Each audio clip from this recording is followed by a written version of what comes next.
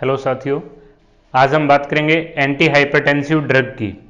कल जो हमारा वीडियो था रेनिन एंजियोटेंसिन मैकेनिज्म, उसमें हमने दो तीन जो कैटेगरी थी बीपी की उसके अंदर बात की थी, जैसे एसी इनहिबिटर है और इसके अलावा जो डायरेक्ट रेनिन इनहिबिटर है और एआरबी जो ब्लॉकर था जिसमें सार्टन कैटेगरी थी। आज हम बात करेंगे जो बाकी की बची हुई एंटी हाइपरटेंसिव ड्रग है उसके अंदर। सबसे पहले जो हाइपरटेंशन है वो क्या है, बीपी जो है वो क्या है, तो इसकी सिंपल सी डेफिनेशन है 140 सिस्टोलिक और जो 90 डायस्टोलिक है मिलीमीटर ऑफ मर्करी जो है, इससे ज्यादा जो जितनी भी बीपी है वो सारी की सारी क्या है, हाइपरटेंशन के अंदर काउंट होता है। तो सबसे पहले तो इससे अबो जितनी भी बीपी की रीडिंग है वो क्या कहलाएगा, हाइपरटेंशन कहलाएगा। हाइपरटेंशन क्रिएट कैसे होता है, इस चीज के अंदर हमें थोड़ा सा इसका जो बेसिक है उसको समझना चाहिए। जैसे एक चीज हम सबने कॉमन देखी है कि जितनी ज्यादा सोडियम रिच डाइट होती है उस पर्सन के अंदर बीपी उतना ही ज्यादा होता है। इसका एक डायरेक्ट मीनिंग तो हमें ये जो कल क्लियर किया था कि सोडियम जो होता है वो वाटर को रिटेन करता है जिससे ब्लड की वॉल्यूम बढ़ती है और ब्लड की जो वॉल्यूम है वो इक्वली ब्लड के प्रेशर को बढ़ाएगी। एक तो ये है कि सोडियम रिच डाइट जो हम लेते हैं, नमक जो एक्स्ट्रा लेते हैं, टेबल स्पून लेते हैं, लेकिन इसके साथ साथ एक इंपॉर्टेंट चीज है जो इससे भी ज्यादा डेंजरस है, उसको हमें समझना चाहिए। जो लंबे टाइम तक हमारी डाइट के अंदर सोडियम रहेगा नॉर्मल से ज्यादा, वो क्या करता है, हमारी जो ब्लड वेसल्स है उसको स्टिफ कर देता है। उसकी जो इलास्टिसिटी है, एक्सपेंशन और रिकॉइल की जो टेंडेंसी है वो डिक्रीज हो जाएगी, जिससे जो ब्लड वेसल्स है उनके अंदर रेजिस्टेंस बढ़ जाएगा। तो ये चीज जरूरी है। तो सोडियम क्या करता है, ब्लड वेसल्स के जो स्टिफनेस है उसको बढ़ाता है और साथ साथ जो ब्लड की वॉल्यूम है उसको भी इंक्रीज करता है। तो अब जो JNC8 है, JNC8 क्या है, यहां पे इस चीज को जानना जरूरी है। ये है जॉइंट नेशनल कमिटी, बीपी के लिए है ये specially. 8th joint national committee ने क्या 3-4 रिकमेंडेशन दी है, पहले उनको हम जान लेते हैं। उसके अंदर किन किन चीजों का जिक्र हुआ है। तो जो एज ग्रुप है यहां पे अलग अलग, सबसे पहले 60 ईयर जो है उससे जो कम एज के लोग हैं, उसके बाद दो ग्रुप है 60 ईयर से अबो। इनके अंदर जो गोल बीपी है, मींस हमें कितना बीपी आइडियली रखना चाहिए, वो उसके बाद ट्रीटमेंट कैटेगरी डिसाइड होती है। तो सबसे पहले 60 ईयर से जो कम के हैं, भले ही उनको डायबिटीज हो या न हो, या जो क्रोनिक किडनी डिजीज है CKD हो या ना हो, इनके अंदर जो हमारा बीपी का टारगेट है वो 140/90 रखा गया है। इससे नीचे हमारा बीपी होना चाहिए। यहां पे किसकी बात हो रही है, गोल बीपी, जो ब्लड प्रेशर हमें मेंटेन करके रखना है। दूसरा है अबो 60 ईयर जो है, जिनके अंदर डायबिटीज और क्रोनिक किडनी डिजीज नहीं है। पहले वाले में हो या न हो, लेकिन जिनकी एज 60 साल से कम है उनके अंदर बीपी कितना रहना चाहिए, लेस देन 140/90। दूसरा, जिसके अंदर डायबिटीज और क्रोनिक किडनी डिजीज नहीं है, उनको थोड़ा सा रिलैक्सेशन मिला था। उसके अंदर क्या था, 150/90। किसके अंदर, जिनमें डायबिटीज और क्रोनिक किडनी डिजीज नहीं था, एब्सेंट था। और तीसरी जो कैटेगरी है मोर देन 60 ईयर, जिसके अंदर डायबिटीज और क्रोनिक किडनी डिजीज है, उसको वापस से ऊपर वाली गाइडलाइन फॉलो करनी पड़ेगी। 140/90 mm of Hg है, ये हमारा क्या होना चाहिए, गोल बीपी होना चाहिए। इसके साथ दो तीन और भी रिकमेंडेशन दी थी जॉइंट नेशनल जो कमेटी थी इसने, कि अब के बाद जो बीटा ब्लॉकर है वो फर्स्ट लाइन कैटेगरी ड्रग नहीं रहेगी। एक चीज तो ये इसने बताई थी। दूसरी एक चीज और बताई थी इसने साथ साथ, कि जो एंजियोटेंसिन रिसेप्टर ब्लॉकर है, सार्टन वाली जो कैटेगरी हमने पढ़ी थी, एंड जो ACE इनहिबिटर है, जो प्रिल कैटेगरी हमने पढ़ी थी, उन दोनों को तुम एक साथ नहीं दे सकते, ये चीज जरूरी थी। तो जो इसकी गाइडलाइन है, पहले तो जो बीपी का गोल था एज ग्रुप के अकॉर्डिंग कितनी रखनी है, इसके अलावा इसने दो तीन चीजें और हमें बताई थी कि एक तो बीटा ब्लॉकर ड्रग, जिसको पहले फर्स्ट लाइन कैटेगरी ड्रग माना गया था, उसको फर्स्ट लाइन से उसने निकाल दिया। दूसरा, अब फर्स्ट लाइन में किस किस ड्रग को रखा गया है? एंजियोटेंसिन रिसेप्टर ब्लॉकर, जो सार्टन वाली कैटेगरी है, टेल्मा सार्टन टेल्मा 40 वाली। दूसरा जो एंजियोटेंसिन कन्वर्टिंग एंजाइम इनहिबिटर वाली जो ड्रग है, जो प्रिल है, जिसमें कैप्टोप्रिल है, एनालप्रिल है, उनको रखा गया। इसके अलावा जो थायाजाइड डायूरेटिक है, उसको भी फर्स्ट लाइन कैटेगरी के अंदर रखा गया है। एक चीज इसने ये बताई थी। उसके बाद तीसरी इंपॉर्टेंट चीज थी कि एंजियोटेंसिन रिसेप्टर ब्लॉकर और एंजियोटेंसिन कन्वर्टिंग एंजाइम इनहिबिटर दोनों को एक साथ नहीं दे सकते। यह चीज इसने यहां पे बताई थी। उसके बाद अब हम बात करते हैं जो कैटेगरी है इसकी, कौन कौन सी कैटेगरी है और उसमें किस प्रकार से वो इफेक्ट छोड़ती है। सबसे पहला है डायूरेटिक। डायूरेटिक जो है वो क्या करता है? जो बॉडी के अंदर वाटर और सोडियम का बैलेंस है उसको बरकरार रखता है। उसके अंदर है थायाजाइड। जितने भी वर्तमान के अंदर जो करंट ट्रेंड है उसके अंदर first line anti hypertensive drug जो है वो किसको माना गया है? थायाजाइड जो कैटेगरी है उसको first line anti hypertensive category के अंदर काउंट किया गया। सबसे पहले इसी से जो बीपी का ट्रीटमेंट है वो स्टार्ट करते हैं। इसके अंदर एक चीज हमें ध्यान रखना होगी, जो लो डोज में हम थायाजाइड देते हैं उससे हमारा गोल अचीव होता है। लेकिन कई बार जब बीपी थोड़ी सी ज्यादा है, मींस 150, 160 या 170 है, तो अगर हम ये सोचें कि डोज बढ़ा दें, तो एक चीज हमें याद रखना होगा, थायराइड की डोज लो से तुम मीडियम ले हो या मीडियम से हाई ले हो, उसका इफेक्ट चेंज नहीं होगा, लेकिन उसके साइड इफेक्ट है वो बढ़ते जाएंगे। तो एक चीज दिमाग में रखनी है, डायूरेटिक जो है थायराइड, उसको अगर आप एंटी हाइपरटेंसिव के रूप में यूज कर रहे हो तो उसकी जो डोज है वो हमेशा लो डोज ही रहनी चाहिए। उसके बाद है अल्फा और बीटा ब्लॉकर। इससे पहले हमें एक चीज समझनी चाहिए, ये अल्फा ब्लॉकर क्या है और बीटा ब्लॉकर क्या है। ये दो चैनल होते हैं एक्चुअली में। अल्फा ब्लॉकर जो होता है वो ब्लड वेसल्स के ऊपर होता है, जो वैसो कंस्ट्रिक्शन, ब्लड वेसल्स को क्या करता है, नैरो करने का काम करता है। और बीटा ब्लॉकर डायरेक्ट जो होता है वो हार्ट के अंदर होता है, हार्ट के अंदर इसके चैनल होते हैं। तो अब अगर बार बार यहां पे अल्फा ब्लॉकर का नाम आए तो अल्फा ब्लॉकर का मीनिंग ये है, ऐसे रिसेप्टर जो ब्लड वेसल्स के अंदर पाए जाते हैं और जो भी ड्रग हम देंगे इनसे रिलेटेड, वो ब्लड वेसल्स को डायलेट करके बीपी को कम करेगा। एक चीज तो हमें ये समझनी है। और जो बीटा ब्लॉकर है वो क्या करेगा, जो हार्ट के चैम्बर है इनके अंदर जो रिसेप्टर होते हैं, तो ये जो ड्रग है वो क्या करती है, हार्ट की जो कॉन्ट्रैक्टिलिटी है, फोर्स ऑफ कॉन्ट्रैक्शन और हार्ट रेट है उसको रेगुलेट करता है। साथ साथ ये क्या करता है, जो रेनिन है उसका भी सिक्रीशन थोड़ा कम करता है। जक्स्टा ग्लोमेरुलर अपरेटस जो किडनी के अंदर मैक्यूला डेंसा का एक पार्ट है, तो रेनिन के सिक्रीशन को भी कम करेगा, जिससे जो बीपी है वो डाउन होगी। तो हमें अल्फा और जो बीटा ब्लॉकर, पहले उनके रिसेप्टर समझेंगे तभी इनकी ड्रग हमें याद होगी। अब हम बात करते हैं अल्फा ब्लॉकर जो ड्रग है। अल्फा ब्लॉकर जो ड्रग होती है वो क्या होती है, ब्लड वेसल्स को डायलेट करने का काम करती है।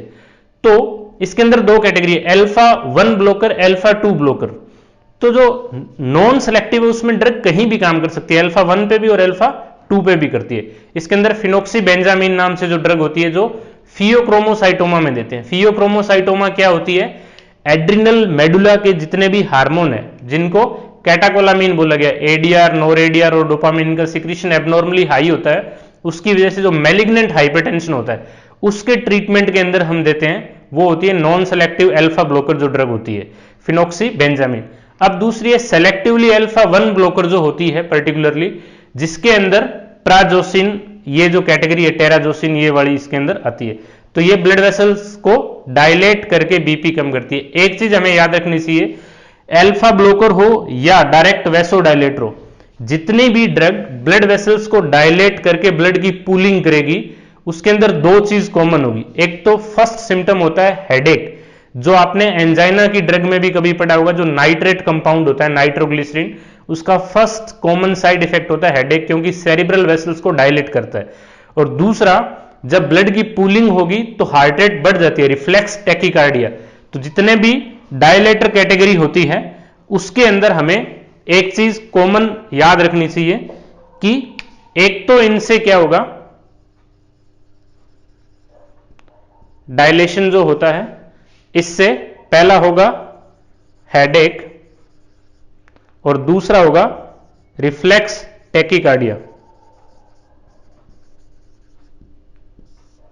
ये दो कॉमन साइड इफेक्ट होते हैं जितने भी वेसोडाइलेटर है, भले वो सोडियम नाइट्रोक्लोराइड हो या नाइट्रोग्लिसरीन हो या फिर अल्फा ब्लॉकर जो कैटेगरी होती है उसके अंदर भी हम इसको देख सकते हैं। अब जो इंपॉर्टेंट कैटेगरी है वो है बीटा ब्लॉकर। बीटा ब्लॉकर क्या काम करती है, अभी मैंने नीचे यहां बताया था। बीटा ब्लॉकर हार्ट के ऊपर जो मसल है, हार्ट की मसल के ऊपर जो चैनल होते हैं उनको ब्लॉक करती है, जिससे जो फोर्स ऑफ कॉन्ट्रैक्शन है वो डाउन होगा और इसके साथ साथ हार्ट बीट को भी, एबनॉर्मल हार्ट बीट को भी रेगुलेट करने का काम करती है। और तीसरा जो इसका फंक्शन है रेनिन एंजियोटेंसिन मैकेनिज्म, जो कल का जो हमारा वीडियो था जिसमें 3 और भी कैटेगरी है ड्रग की वो भी बताई गई है। रेनिन जो है उसको भी डिक्रीज करती है, तो जिसकी वजह से जो बीपी है वो कंट्रोल में रहेगी। तो इस कैटेगरी में कौन कौन सी ड्रग होती है, एटिनोलोल है, प्रोप्रानोलोल है या मेटाप्रोलोल, ये जो जितनी भी ड्रग है ये सारी की सारी किस में आती है, बीटा ब्लॉकर कैटेगरी के अंदर होती है।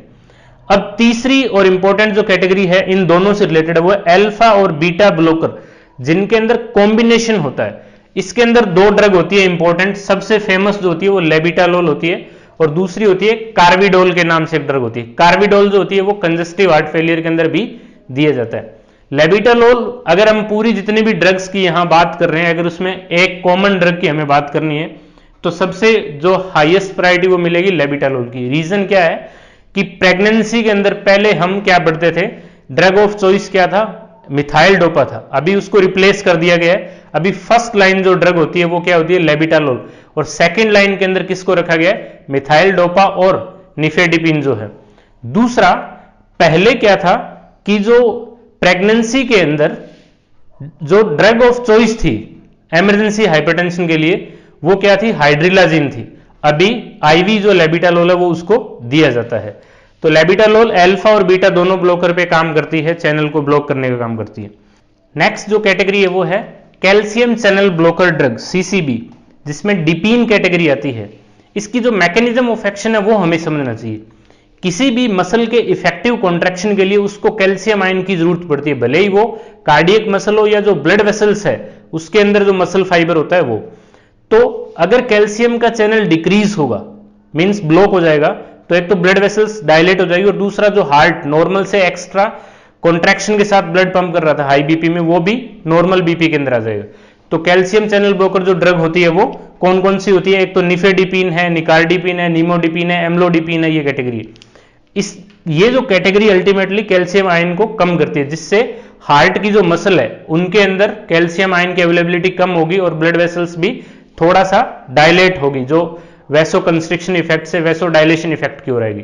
इस ड्रग को कहां पे हम यूज करते हैं, एक तो इसका जो कॉमन यूज है, जो रेनॉल्ड फिनोमिना हम पढ़ते हैं, पेरिफेरल वैस्कुलर डिसऑर्डर, जो सर्दियों के अंदर हमारी उंगलियां उनके अंदर सूजन आती है एक्सट्रीम कोल्ड की वजह से, तो उसके अंदर जो ड्रग ऑफ चॉइस होती है वो कैल्शियम चैनल ब्लॉकर होती है। इसके अलावा कुछ जो और कैटेगरी है जहां पे कैल्शियम चैनल ब्लॉकर को प्रेफरेंस दी गई है, जैसे सोडियम नाइट्रोक्लोराइड को पहले इमरजेंसी जो हाइपरटेंशन है उसके लिए ड्रग ऑफ चॉइस माना गया था, अभी उसको रिप्लेस कर दिया गया है किसके द्वारा, निकार्डिपिन जो कैटेगरी है उसके द्वारा इसको रिप्लेस कर दिया गया है।